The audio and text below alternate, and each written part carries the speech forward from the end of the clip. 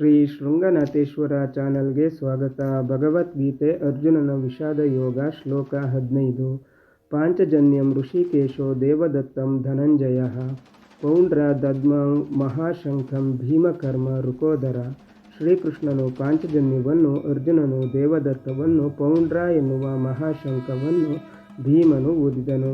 ಪಾಂಡವರ ಕಡೆಯಿಂದ ಮೊದಲಿಗೆ ಶ್ರೀಕೃಷ್ಣ ತನ್ನ ಶಂಖವನ್ನು ಮೊಳಗಿಸುತ್ತಾನೆ. ಶ್ರೀಕೃಷ್ಣನ ಶಂಖದ ಹೆಸರು ಪಾಂಚಜನ್ಯ. ಈ ಪಾಂಚಜನ್ಯ ಶಂಖದ ಹಿಂದೆ ಒಂದು ಕಥೆ ಇದೆ. ಶ್ರೀಕೃಷ್ಣ ತನ್ನ ವಿದ್ಯಾಭ್ಯಾಸವನ್ನು ಮಾಡಿದ್ದು ಸಾಂದೀಪನಿ ಮುನಿಯ ಆಶ್ರಮದಲ್ಲಿ. ವಿದ್ಯಾಭ್ಯಾಸ ಮುಗಿಸಿ ಹಿಂತಿರುಗುವ ಸಮಯದಲ್ಲಿ ಶಿಷ್ಯರು ಗುರುದಕ್ಷಿಣೆ ಕೊಡುವುದು ಸಾಮಾನ್ಯ.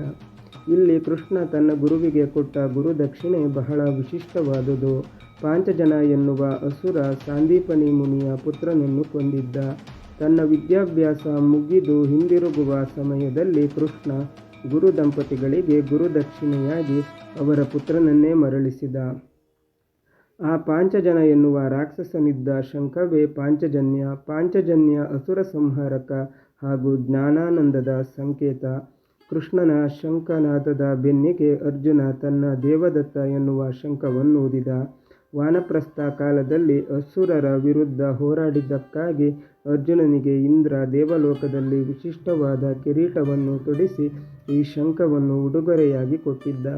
ಈ ಶಂಖವೂ ಕೂಡ ದುಷ್ಟ ನಿಗ್ರಹದ ಸಂಕೇತ.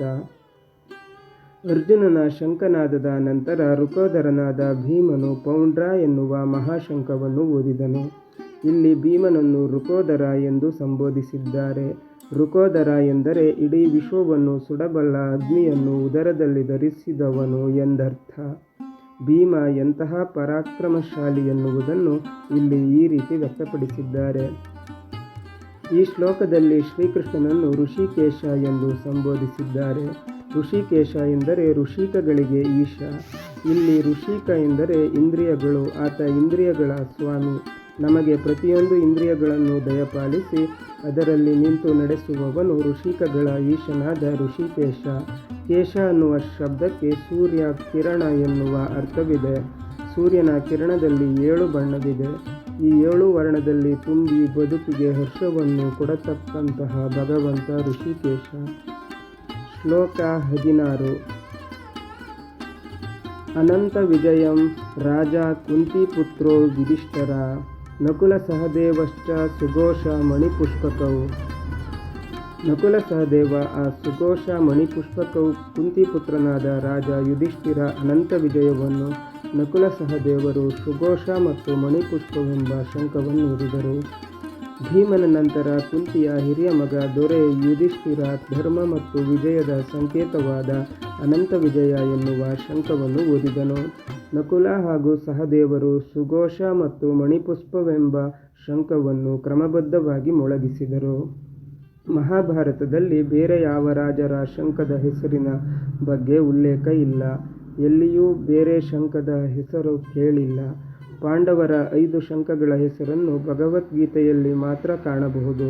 ಪ್ರಾಯಶಃ ಇದು ನಮಗೆ ನಿತ್ಯ ಸ್ಮರಣೀಯವಾಗಿರಬೇಕು ಎನ್ನುವ ಉದ್ದೇಶದಿಂದ ಗೀತೆಯಲ್ಲಿ ಈ 5 ಹೆಸರನ್ನು ವಿಶೇಷವಾಗಿ ಉಲ್ಲೇಖಿಸಿರಬಹುದು. ಶ್ಲೋಕ 17. ಕಾಶ್ಯಶ್ಚ ಪರಮೇಶ್ವಾಸ ಶಿಖಂಡಿ ಚ ಮಹಾರಥ ದುಷ್ಟದ್ಯುಮ್ನೋ ವಿರಾಟಶ್ಚ ಸಾತ್ಯಕಿಶ್ಚ ಪರಾಜಿತ. ಹಿರಿಯ ಬಿಲ್ಲೋಜ ಕಾಶಿರಾಜ, ಹಿರಿಯ ತೇರಾಳು ಶಿಖಂಡಿ ಸೇರಿದಂತೆ ದುಷ್ಟದ್ಯುಮ್ನ ಮತ್ತು ವಿರಾಟ ಸೋಲರಿಯದ ಸಾತ್ಯಕಿಯೊಂದಿಗೆ ಶಂಖನಾದ ಮಾಡಿದರು. ತದನಂತರ ಹಿರಿಯ ಬಿಲ್ಲೋಜ ಕಾಶಿರಾಜ, ಹಿರಿಯ ತೇರಾಳು ಶಿಖಂಡಿ, ದುಷ್ಟದ್ಯುಮ್ನ ಮತ್ತು ವಿರಾಟ ಸೋಲರಿಯದ ಸಾತ್ಯಕಿ ಹೀಗೆ ಒಬ್ಬೊಬ್ಬರಾಗಿ ಶಂಖನಾದವನ್ನು ಮಾಡಿದರು. ಇಲ್ಲಿ ಶಿಖಂಡಿಯನ್ನು ಮಹಾರಥ ಎಂದು ಸಂಬೋಧಿಸಿರುವುದನ್ನು ನಾವು ಗಮನಿಸಬೇಕು. ಬಹಳಷ್ಟು ಜನ ಶಿಖಂಡಿ ಎಂದರೆ ನಪುಂಸಕ ಎಂದು ತಿಳಿದಿರುತ್ತಾರೆ. ಆದರೆ ಶಿಖಂಡಿ ಎಂದರೆ ನಪುಂಸಕ ಅಲ್ಲ. ಶಿಖಂಡಿ ಅಂದರೆ ಮೂಲಭೂತವಾಗಿ ಶಿಖಂಡ, ಶಿಖ ಪ್ಲಸ್ ಅಂಡ ಉಳ್ಳವನು. ಇಲ್ಲಿ ಶಿಖ ಎಂದರೆ ತಲೆಗೂದಲು. ತಲೆಕೂದಲನ್ನು ಚೆನ್ನಾಗಿ ಬಾಚಿ ಹಿಂದೆ ಮೊಟ್ಟೆಯಂತೆ ಕಟ್ಟುವವರು ಶಿಖಂಡಿಗಳು. ಮಹಾಭಾರತದ ಈ ಶಿಖಂಡಿ ಹುಟ್ಟಿದಾಗ ಹೆಣ್ಣಾಗಿದ್ದು ಆ ಬಳಿಕ ಗಂಡಾದ ಮಹಾರಥ. ಈತ ಸ್ತ್ರೀ ಪೂರ್ವವಾದ್ದರಿಂದ ಭೀಷ್ಮಾಚಾರ್ಯರು ಆತನ ವಿರುದ್ಧ ಬಾಣಪ್ರಯೋಗ ಮಾಡಿರಲಿಲ್ಲ.